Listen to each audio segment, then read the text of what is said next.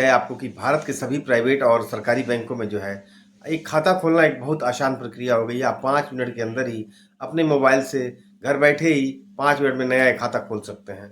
लेकिन जो भी हम लोग ऑनलाइन खाता खोलते हैं तो उसके नुकसान और फ़ायदे क्या हैं? तो मैं 5 बड़े नुकसान जो है आपको इस वीडियो के माध्यम से बताऊँगा कि अगर आपने भी ऑनलाइन खाता खोला है तो उसके 5 बड़े नुकसान क्या हो सकते हैं आपके साथ।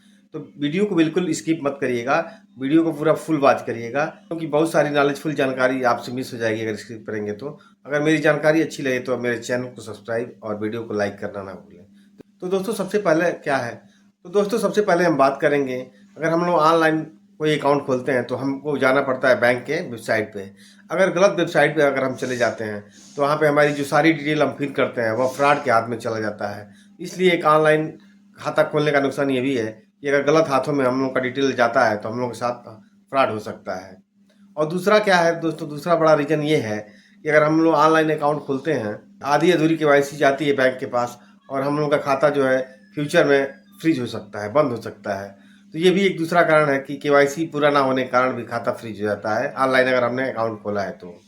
जानकारी ना होने के कारण हम लोग अगर ब्रांच का पता सही से नहीं चल पाता, एफएससी कोड वगैरह, तो हम लोग गलत ब्रांच चूज कर लेते हैं और गलत बैंक का चुनाव हो जाता है। इसके चलते भी ऑनलाइन में सावधानी बरतनी पड़ती है। अगर आप होम ब्रांच में जाकर विजिट करेंगे तो आपको सही बैंक और सही आईएफएससी कोड और सही बैंक में जो है आपका खाता खुलेगा। ऑनलाइन में अगर ब्रांच चूज करते हैं तो एक ही नाम से कई शहरों के, एक ही नाम पे कई शहरों के नाम है, इसमें कन्फ्यूजन हो जाता है कि कौन सा ब्रांच है, कहाँ का ब्रांच है। तो ये भी एक तीसरा मुख्य कारण है कि गलत ब्रांच का चुनाव हो जाना। और चौथा जो है मुख्य कारण ये है दोस्तों कि अगर हम लोग ऑनलाइन खाता खोलते हैं तो उसमें बैंक का सपोर्ट नहीं मिलता है। बहुत ऐसा मैं बहुत केस देखा हूँ कि अगर आपने घर बैठे अगर मोबाइल से किसी भी बैंक का खाता खोला है और आप मेन बैंक में जाते हैं तो आप बैंक वाले आनाकानी करते हैं, आपके जो है सपोर्ट करने में, आपकी मदद करने में, आप कुछ भी पूछते हैं तो जो है क्लियर बताते नहीं हैं। और दूसरा ये मुख्य कारण कि ऑनलाइन खाता खोलते हैं तो आपको जो है पासबुक भी नहीं मिलता है। ऑनलाइन खाता खोलते हैं तो आपको मैनुअल पासबुक जो है बैंक में ही जाकर विजिट करके लेना पड़ता है। ऑनलाइन में जो है पासबुक नहीं आता है दोस्तों। और उसके बाद से केवाईसी फार्म अधूरी रहती है। हम लोग ऑनलाइन जो साइन फोटो अपलोड होता है उसके बाद भी हम अगर बैंक में जाते हैं कि हमने एक ऑनलाइन खाता खोला है तो वहाँ पे आपको जाके फिर दोबारा जो है पूरा फार्म जो है होता है अकाउंट ओपनिंग का, उसको भरना पड़ता है। तो ये सारी परेशानियों का आपको सामना करना पड़ सकता है अगर आपने ऑनलाइन खोला है तो।